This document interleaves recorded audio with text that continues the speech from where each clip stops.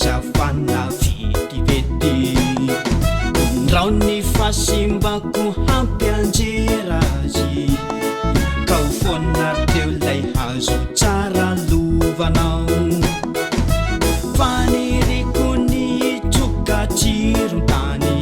amaky ambany atrany mba handrobonany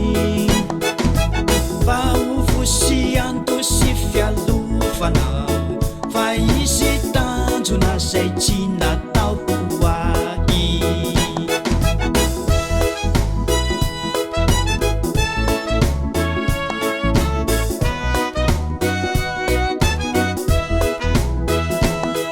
ianao mahita serasera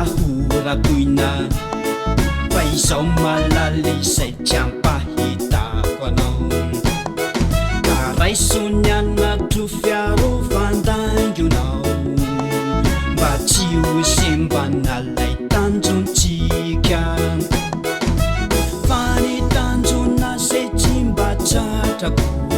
satria voasakanao no ny antony de tsy maintsy ho tonga anao ry zanako izay solofo andova tanjona